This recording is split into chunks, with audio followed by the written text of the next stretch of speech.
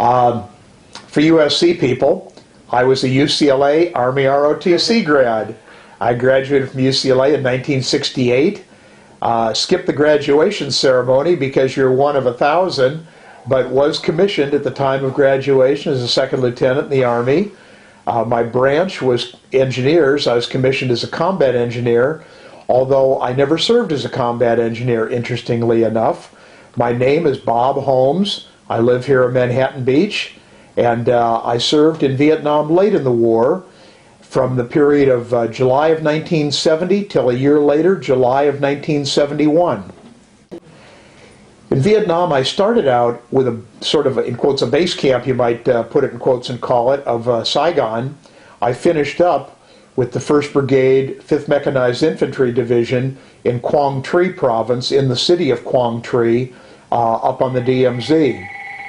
I was all over the country because while I was headquartered in Saigon, I was with the Army Security Agency, which officially didn't even exist in Vietnam. It was called the 509th Radio Research Group. And we had subordinate units with each independent U.S. brigade, each U.S. division, and each Army division of the ARVN, Army of Republic of Vietnam Forces.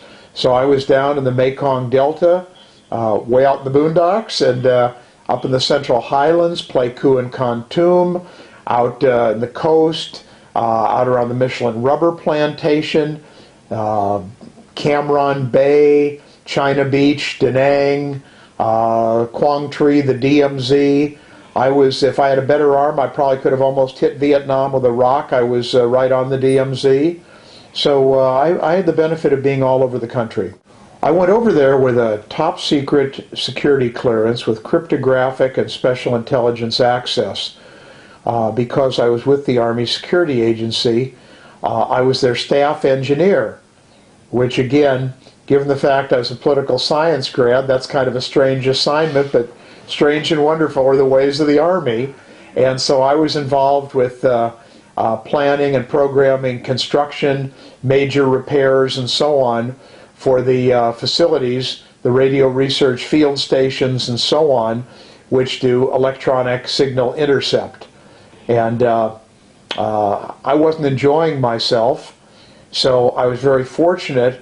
A full bird infantry colonel, Clark Trainer, who had been the executive officer of a unit that I was in stateside here in Vietnam, was the executive officer of an independent mechanized infantry brigade up on the DMZ. And Colonel Trainer was able to assist me in getting transferred up there, where I became the intelligence operations officer for the brigade.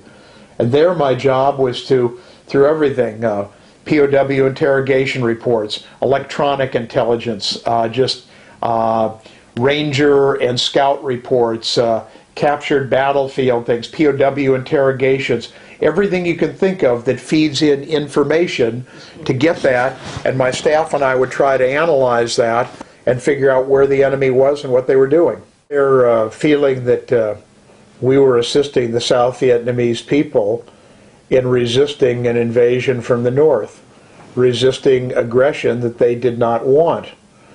When I was over there, certainly the government of President Tu and Vice President Key didn't quite meet the standards that we'd like to think for our government here, although unfortunate incidents over the decades sometimes cause us to question our state and federal government as well here. We maybe aren't as perfect as we'd like to think. But while I was over there, I realized that, from my perspective, the great bulk of the Vietnamese people were like everybody here in the United States. They loved their families, they got a job.